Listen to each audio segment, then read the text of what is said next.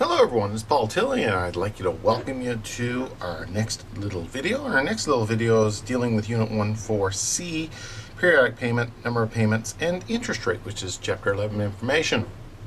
So what we're going to do over the next few minutes now is work through the problems, and you'll find these problems in Unit 1, and I have the sheets there for you to print off, the answer key for you to print off, and this is going to be the video to show you the workings. Okay, so let's take a look. Before any further ado, let's take a look at number 1 here. Dave wishes to retire. Don't we all wish to retire at some point in time?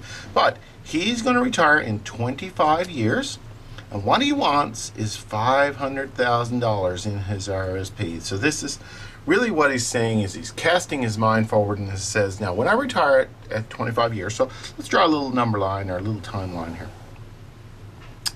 So essentially this is a 25-year time period. This is now, and this is the future. In fact, the future is 25 years time. Okay, so we're going to say that's 25 years time. And he wants $500,000 accumulated in 25 years time in his RSP. How much would he have to invest each quarter? So his quarterly investments. Let's just think about this before we get into any math now. If quarterly investment is 4 times a year, okay? Quarterly investment means is every 3 months, 4 times a year. And really, he's going to be doing it for 25 years. So that's 100 payments. He's going to make 100 payments if you want to look at that. In fact, we call that our N equals 100. That's the value there. Okay. The interest rate is 5.65%. So it's 5.65%, and it's compounded quarterly. No, compounded monthly. Okay, so 5.5 compounded monthly. How much interest would Dave earn is the second question. So how much would he have to invest each quarter? So that's the first question we're asking. And the second question we're asking is how much interest. Okay, so there's basically where we are. Well, let's take a look and put some numbers around these things, or put some terms around them. What we're really looking for here is the payment. So payment is a question mark. N, we determined that N is the number of payments. It's 100. The interest rate per year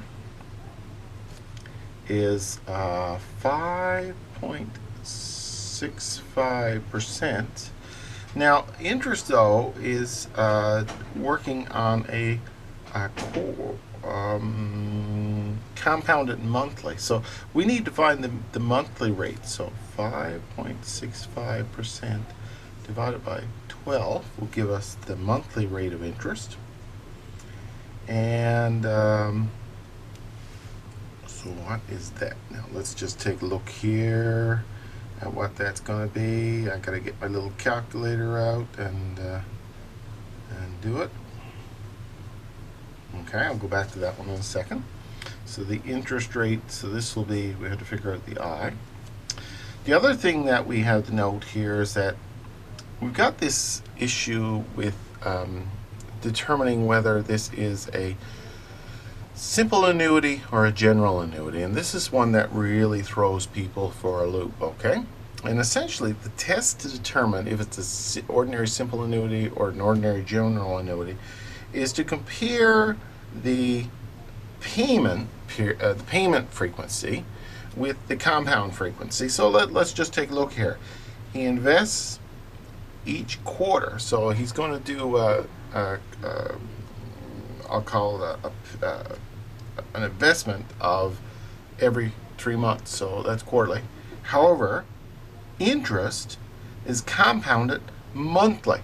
In other words, they're different. So the compounds per year is 12, while the payments per year in terms of what he has to do is 4. So we have to make note of that. So these two are different. And whenever they're different, this is a sign, this is telling us that we have to do an ordinary general annuity. We have to use the formula for an ordinary general annuity. Okay? That's the real trigger for this. Okay. So, seeing it's an ordinary general annuity, we got to come up with this I2. If you looked at the examples that I've shown previously with these, is we have to calculate our I2. Well, the first thing we need to calculate here is the value of C. So let's C is simply our compounds per year over the payments per year. So our value of C is 12 divided by 4, which is 3. In order to find I2 then, I2 is 1 plus I to the C minus 1. We'll plug the numbers in there. 1 plus, and the interest rate, when we calculate, we need to do this 5.65 divided by 12. I'm going to get my little calculator here. I'm going to say 5.65 divided by 12 is 0.4708%. Now I got to convert that to a decimal. So the I in decimal formats is that divided by 100, which is 0.00478. Okay, so that's how that's calculated. So we're going to plug that in here. 0.04708 to the power of C. We calculate C to be 3 minus 1. When we run the numbers on that, we should come up with I2 equal 0.01419. Okay, so that's I2. So we found that initial bit of information. Now we need to plug it into our ordinary general annuity formula. So our ordinary general annuity here, what we're trying to do, remember, is we're trying to determine what our payment is. We know the future value, so what we can do is use the future value formula then. If V equals PMT 1 plus I2 N minus 1 over I2, and again we're using it for an ordinary general annuity, so this is what we do. So we know the future value. We calculate the future value to be 500,000. I'll just write it here. Okay, future value to be 500,000. 500 equals, and the payment is unknown. We don't know what the payment is. That's what we're trying to determine. 1 plus I2 is 1 plus 0.01419. Okay. We determine N to be 100 minus 1 or I2 0.01419. Okay. So that then, if we do that, that comes out to 500,000 equals PMT, and I'll just crunch these numbers here. 3.0926 over 0.01419. So we can calculate the payment then. If we do the math on that, we calculate the payment then at 2294.43. So that's the answer. Now you say, what does that mean? Well, essentially, what this is saying is that we have to put, or he would have to put 2,294.43 aside. That would be his payment every 3 months. which is quarterly payment, according to the thing, at this interest rate, then it would accumulate to $500,000 in the RRSP. So that's how you do that one there. Okay, let's move to the next one. So question 2 then asks, if Randy wishes to buy a new car for $15,000, so the car is worth $15,000 now, so this would be considered as present value, how much would he have to pay monthly over the next 7 years? So with the monthly payment over the next 7 years, if the interest rate is 11.75% and the interest rate is compounded semi-annually. So again, in this particular instance, the payment is monthly, however the compounding is semi-annually. And we ask ourselves, payment and the compounding period, are they different? Yes. So this would be an ordinary general annuity. That's essentially what we need to be able to do, is use the formula for an ordinary general annuity. Let's see what we have here. We have the present value. We know that at $15,000. Okay. The future value we're not sure of. We don't know that. That's a mystery.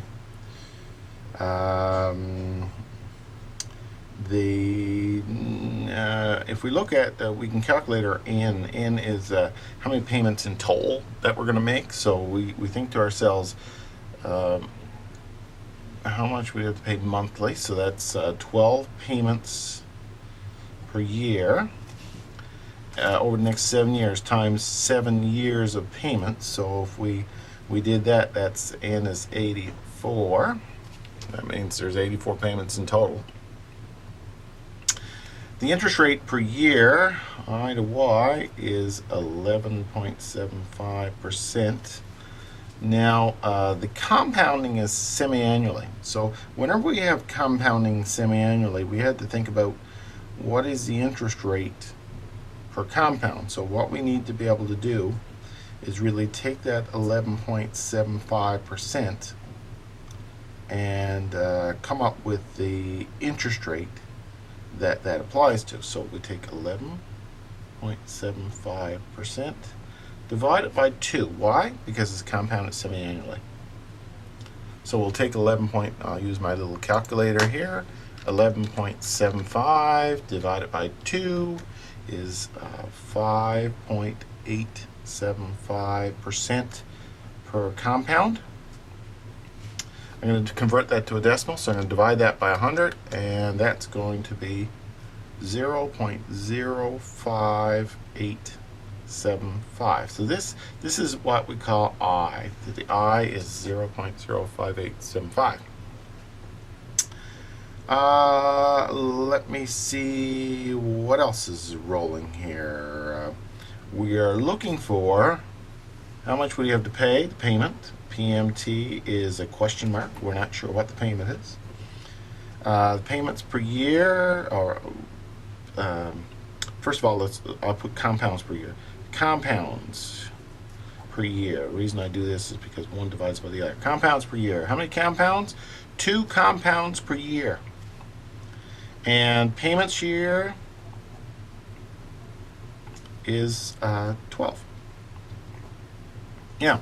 The reason I had compounds first is in order to calculate the I2, we need to first calculate C. So C is the compounds per year over payments per year. And if you do that, that is 2 over 12, which is the same way I laid it out here. And 2 over 12 comes out to 2 divided by 12 is 0.1666, repeating. So to calculate the I2, then what we need to do, so I2 is 1 plus I, and we calculate I to be 0.05875. To the C, we calculate C to be 0.1666 minus 1. So I2 then is 0.0095 1140.56. Okay, so that's I2. Now, having completed the I2, having calculated the I2, then we can just go to the formula here. So what do we got? We can, if we got PV, so we can plug that into, we'll use the present value formula. PV is the payment, which is what we're looking for. 1 minus 1 plus I to the minus n over I. This will be I2, by the way. Okay, so let's say now we know the present value is 15,000 equals PMT, which we don't know. 1 minus 1 plus the I2, which is 0.00956 to the minus n. We calculated n to be 84. Minus 84 over 0.00956. This is very tedious math. I will be the first to admit this is a tedious math here. So this comes out to 15,000 equals PMT, and obviously I've done the calculations prior to, because it would take me so long in this video that you guys would all fall asleep. So you do this, and that is 0.55033 and 0.00956. So we can do the math on that, and our payment then is 260.58. So essentially what we're saying here is Randy needs to make a payment of 260.58 every month for 7 years in order to pay off that car, the $15,000 car, because the interest rate 11.75%. So that's how you do number 2.